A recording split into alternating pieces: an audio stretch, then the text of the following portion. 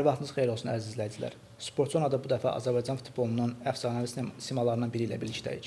Karyerası ərzində 6 fərqli klubla Azərbaycan çempionluğunu qazanan, ölkə futbolu tarixində ən çox titul əldə etmiş futbolçu, milli komandanın sabiq məşqçisi Mahmud Qurbanov bu gün bizimlədir. Mahmud müəllim, xoş gəlmisiniz. Xoş gördük Qasım bəy. Mahmud müəllim, belə bir bizim ənənəmizə sadiq qalaraq bizi izləyənlərin qonağımızı tanıması üçün ilk olaraq ona sual verir ki, özünüzü təqdim edəsiniz. Siz də özünüzü təqdim edin. Mən Qurbanov Mahmud Xanlaroğlu, Gəncə şəhərində anadan olmuşam. 10 may 1973-cü ildə. Çox qısa. Mahmud müəllim, futbol gəlişiniz necə başladı? Yəni ilk addımlarınızı ilə qeyd edin, Gəncədə Kəpəz illərini necə xatırlayırsınız? İlk addımlar futbola gəliş balaca uşaqlar üçün necə başlayırsa, yəni küçədə futbol oynamaqla başlayıb. Sonra 1982-ci ildə, bilməm yadınızdadırsa, dünya çempionatı keçirilirdi İspaniyada. Braziliya SSR oyunu var idi. 2-1 hesabı ilə Braziliya onda qalib gəldi. O oyunun 90 dəqiqə baxdım və ondan sonra futbola marağım daha çox artdı, daha çox sevməyə başladım.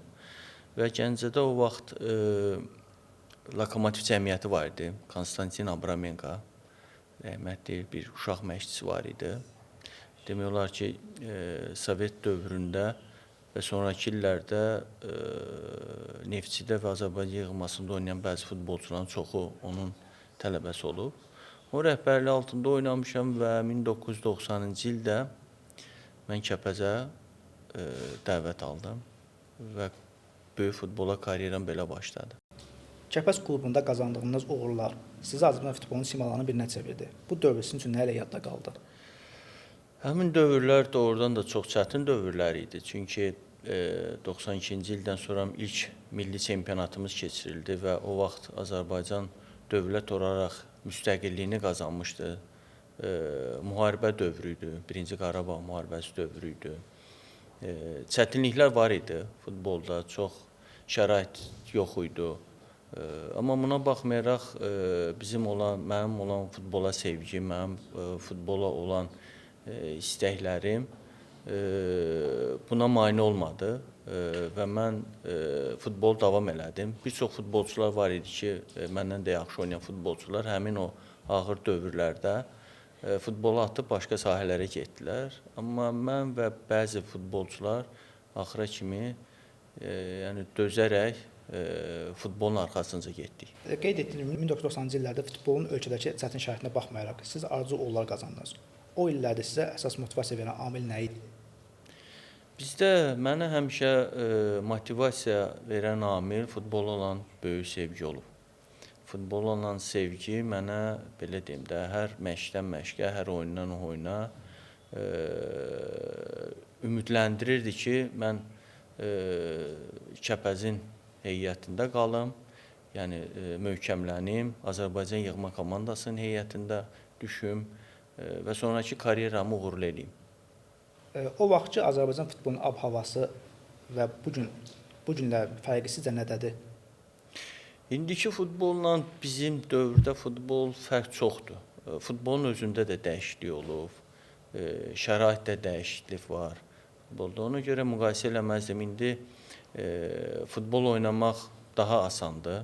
Nə barədə asandır? Çünki şərait var, məşq prosesləri bizim vaxtımızdakı kimi deyil. İndi daha təkmilləşdirilib. Sosial şəbəkələr, futbolçuların reklamı, futbolun reklamı, təbliği o baxımdan indi daha yaxşıdır. Mahmud bəy, hər bir futbolçunun həyatında onun formalaşan bir dönəm olur. Sizin üçün o dönüş nöqtəsi hansıdır?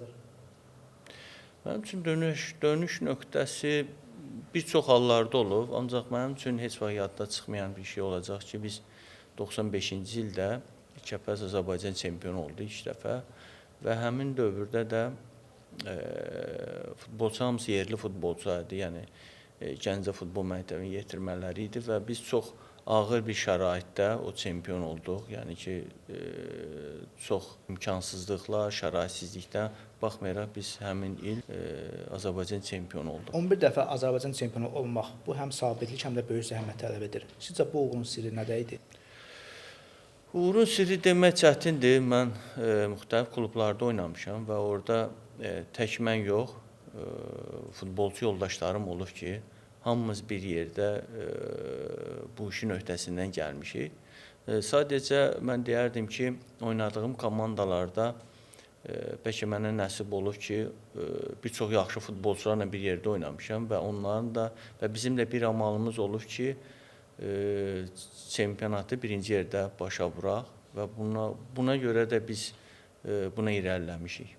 Elə qeyd etdiyiniz kimi fərqli klublarda Kəpəz, Şəmkir, Neftçi, Xəzər, Lənkəran və Inter Bakı çempionluğu yaşamaq sizə nə qazandırıb? Yəni bu qızıl dubullar var, kuboklar var, ardıcıl davamlı çempionlar var, çempionluqlarınız var. Bu uğurların kökündə sizcə komanda ruhu dayanır yoxsa fərdi liderlik? Yox, komanda ruhu da var, fərdi liderlik də var. Məsələn, mən oynadığım dövrdə klublarda hərdən bizim məşqçinin, baş məşqçinin bilmədiyi şeylər var idi ki, yəni komandanın içində, əsasda bu biraz legionerlər olan komandalarda bu legionerlərlə biraz necə deyim, xasiyyətləri biraz başqadır. Onlarla olanda bəzi şeylər var ki, problemlər çıxanda onu özümüz həll edirdik, baş məşqçinin xəbəri olmurdu. Amma futbol gözəldir. Yəni futbolu hamı sevir. Biz də sevmişik və oynamışıq ta belə deyim də, sayın hesabına görə yox ki, biz hər çempionat, hər sezon düşdüyüm klublarda elə olub ki, heyət zəif olub o komandanın başqa klublarımıza baxanda. Amma biz çempion olmuşuq axırda. Orada da əlbəttə ki, komanda ruhu önəmli olub. 404 oyunla Azərbaycan Premyer Liqasında ən çox çıxış edən futbolçu kimi. Bu rəqəm sizə nəyi xatırladır? Bu rekord deyəsən Rahid Təzəliyev keçib məni də. Amma hər halda normaldır. Yəni çempionatda çıxış eləmişik. Zədə aldığım vaxtlar da olub. Çempionatın dəyindiyi vaxtlar da olub. 2 ilə yaxın bizim çempionatımız olmadı məlum məsələlərə görə. Amma oynadıq, indi sayını bilmirdim. Sonradan qutaran futbolçu karyeramı bitirəndən sonra statistikada bilmişəm ki, filan qədər oyun oynamışam. Həm oyuncu, həm məşqçi kimi Neftçi, Səba və Kəpəzdə çalışmısınız. Bu iki rolu müqayisə etsək, meydanda olmaq çətindir yoxsa texniki zorluqdur? Futbolçu olmaq daha yaxşıdır. Futbolçu olanda çünki özünü fikirləşsən, özünü hazırlayırsan oyuna, özünə cavab deyirsən. Amma məşq olanda müxtəlif futbolçular, müxtəlif xasiyyətli, müxtəlif ölkələrdən gəlmiş futbolçularla işləyirsən, o biraz çətindir. Məsuliyyət də çoxdur. Əslində belə də olmalıdır. Ona görə hamıya cavabdeh şəxs baş məşqçi olur. Ona görə də bu iş biraz ağırdır. Milli komanda məşqçi heyətində olduğunuz illərdə futbolçularla işləmək sizə hansı baxımdan daha çox təcrübə qazandırdı? Valla millidə işləmək, məsələn, Prasinecki ilə işləmək, düzdür, mən Bert Foxun vaxtında gəldim, amma az bir vaxt oldum onunla. Amma Prasinecki ilə 3 il bir yerdə işlədik. Onun vaxtında məşqlərin, məşq proseslərinin, məşq ardıcıllığının zadının hardasa öyrənməkdə onlarda mənim üçün xeyir oldu. Elə futbol müzakirə etmişkən, Azərbaycan futbolunun hazırki səviyyəsini necə qiymətləndirirsiniz? Hazırki vəziyyəti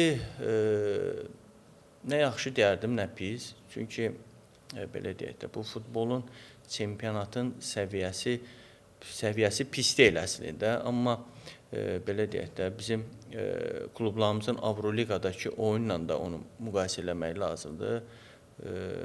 Bir Qarabağdır, neçə illərdə Azərbaycan futbolunun deyərdim ki, üzüdür, simasıdır. Azərbaycan futbolunu təmsil edir Avropada, amma qalan komandalarımız Avropada elə də uğur qazanmır. Birinci ya ikinci mərhələdən uduzub çıxırlar. Baxmayaraq ki, filan qədər belə deyək də, imkanları var. Ona görə nə yaxşı deyərdim, nə pis. Neftçinin bu mövsümdəki oyunlarını yəqin ki, izləyirsiniz. Sizcə komandanın oyununda ən çox inkişaf etmək olan sahə hansıdır? Neftçi həmişə iddialı olub. Amma axır vaxtlarda elə də iddiasını qoya bilmir. Amma Neftçinin oyunlarına baxıram, azarkeşlik eləyirəm, amma orada problem nədir demək çətindir.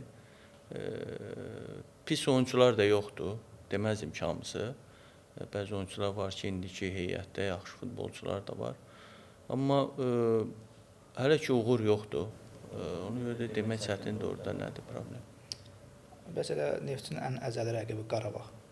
Qarabağ klubunun Çempionlar Liqasındakı çıxışını necə dəyərlənirsiniz? Benfica-na qalib gəldi, sonra ardıcıl qələbələr. Əla. Atletik. O barədə nə əla ki, qələbə qazanan yerdə, nəticə olan yerdə həmişə deməli iş düz gedir. Benfica ilə Qarabağın da belə deyim də Avropadakı çıxışlarını da müqayisə eləmək olmaz. Benfica Portuqaliyanın yaxşı klublarından biridir. Həm maliyyət tərəfdən güclüdür, həm tarixi tərəfdən möhtəşəm qələbə qazandılar səfərdə. Sonra evdə Kopenhagendə Daniyanın ən yaxşı klublarından biridir. Avropada təcrübəsi olan bir komandadır, adlı sanlı komandalardan biridir. O hər iki qələbə Qarabağın göstərdi ki, Qarabağ daha da ildən ilə gücləşir və bu da belə deyim, nailiyyətlərinə, nəticələrinə təsir göstərir. Məsələn, Atletik ilə oyunda sizcə hesab necə olacaq? Hesab proqnoz vermək çətin olar Atletiklə oyunda, amma düşünürəm ki, Qarabağ həm Benfica həm Kopenhagenin göstərdiyi oyunun Atletik Bilbao ilə də göstərəcək və özünə sərfəli olan nəticəni qazanacaq bu oyunda. Mahmud müəllim, elə milli komandanın da bayaq danışdıq. Milli komanda bilirsiz ki, hazırki məşqçi Ayxan Abbasovdur. Ayxan Abbasovun ilk oyunları əvvəlcə heç isə, sonra ardıcıl oyunda məğlubiyyət. Bunlar necə dəyərlənir? Sizcə ümumiyyətlə Azərbaycan millisi hal-hazırki dünya çempionatı qrupundan çıxmağa qadirdirmi? Yəni çıxa bilərmi, yoxsa Əslində reallıqda Azərbaycan yığmasının nə Avropa çempionatının final mərhələsinə, nə dünya çempionatı final mərhələsinə çıxma şansı azdır. Açığı. Çünki reallıq budur. Yəni bu potensial bizdə yoxdur.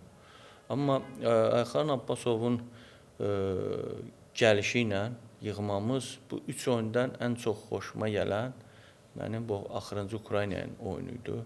Düzdür, məğlub olduq. Məğlub olan yerdə yaxşı deyənmərik, amma oyun baxımından mən deyirəm ki, həm Fransa ilə, həm Ukraynanın evdəki oyundan fərqli olaraq bu oyunda daha yaxşı idi yığmamız, daha yaxşı oyun göstərirdi. Yəni hücumlarda doğrudur, tək müdafiədə yox, hücumlarda da qol epizodları da yaradırdı. O baxımdan axırıncı oyun baxımından xoşuma gəldi. Deməli, Mahmud müəllim, bizim verilişimizdə belə maraqlı bir rubrikası var, sürətli cavab rubrikası. Bu rubrikada sizə suallar verəcəyik. Ən qısa vaxtda cavab vermənizi sizdən xahiş edirik. Hazırsınız, onda başlayaq rubrikamıza. İlk çempionluq qazandığınız klub? Kəpəz. Ən çətin rəqibiniz? Ən çətin futbolçu kimi, komanda kimi. Fərqi yoxdur, yəni ümumiyyətlə rəqib olaraq. Rəqib olaraq bir çox futbolçu olub ki, mənim üçün çətin olub oynamaq. Çünki onlar, belə deyim də, fərdi mənə qarşı oynayıblar. Məsələn, götürək Füzulini, Məmmədov, Aslan Kərimov, Vəli Hüseynov var idi, bir Turan Tovuzda indi məşqçi işləyir. Yəni bunlara qarşı oynamaq çətin olub. Amma komanda olaraq Turana qarşı oynamaq çətin olub. Deyim, Neftçiyə qarşı oynamaq çətin olub. Bəs ən unudulmaz qələbəniz? Ən unudulmaz qələbəmiz şablon kimi çıxmasın. Biz Moskvada Püniki utduğumuz oyundur, ən unudulmaz. Çünki həmin oyunu biz yanvarın 19-unda udmuşuq.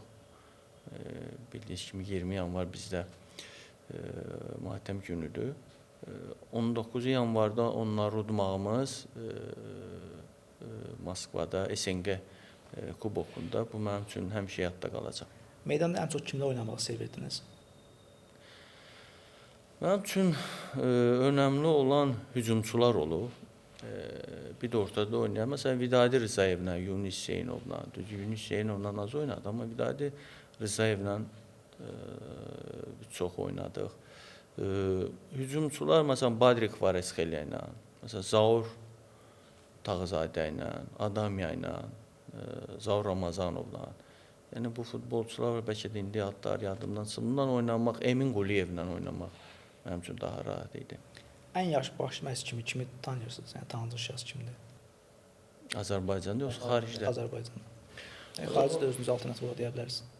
Azərbaycanda baş məşqçi, ən yaxşı baş məşqçi Qurban Qurbanovdur. Xarici olaraq götürsək kimi ideal olaraq. Xarici götürsək, bir çox dünya səviyyəli məşqçilər var ki, yəni onların işi belə deyim də görünür, nəticələri. Ona görə həm Guardiola var, deyə bilərik, Ancelotti deyə bilərik. Qələbə yoxsa revanşı daha çox sevirsiniz? Mənim üçün revanş yox, qələbə. Sevdiyiniz mövqe hücum yoxsa yarım müdafiə? Mən hücuma meyilli oynamışam mövqeyində, ona görə mənim üçün hücum daha Ən çox çempionluq yaşadığınız şəhər? Çempionluq mən Kəpəzdə 3 dəfə olmuşam. 3 dəfə Neftçi ilə olmuşam. 2 dəfə Şəmkirlə olmuşam. Futbol tarixinin ən yaxşı oyunçusu kimi düşünürsünüz Azərbaycan futbol tarixinin? Azərbaycan futbol tarixinin çətinlik çəkərəm kimdir? Bəs ən çox sevdiyiniz stadion? Ən çox sevdiyim stadion Tofiq Bəhramov adına stadion. Azərbaycan futbolunun gələcəyi üçün ümid varmı? Ümid həmişə var. Sadəcə yanaşmanı düzgün istiqamətləndirsək, onda yaxşı olar. Bu olmasaydı hansı sahədə özünüzü görmək istəyərdiniz? Çətin məsələdir, çünki futbolu uşaq vaxtından olmuşuq, başqa sahələrlə məşğul olmamışıq, maraqlanmamışıq, ona görə də məncə elə futbol. Və son olaraq gənclərə bir cümləlik mesajınız? Mesaj verməzdim, sadəcə deyərdim ki, özünə tələbkar olmaq lazımdır. Çox sağ olun, Mahmud müəllim, suallara cavab verdiyiniz üçün. Belə bir sualla istəyirəm verilişimizə davam edək. Futbol sizi insan və şəxsiyyət olaraq necə formalaşdırdı? Mən əslində futbol, belə deyim də, Azərbaycana məni futbolla tanınmışam. Əsas da Kəpəzdə oynadığım, Şəmkirdə, nə bilim, Neftçidə, Xəzər Lənkəranda. Mən futbolla tanınmışam. Ona görə futbol mənim üçün bəlkə də həyatdır. Bu futbol həyatı da var, belə bir şey də var. Ona görə mən futbola borcluyam. Mən birinci borcluyam uşaq məşqçimə, Konstantin Abramenkoya. Çünki o futbolun o sirlərini o mənə öyrədib.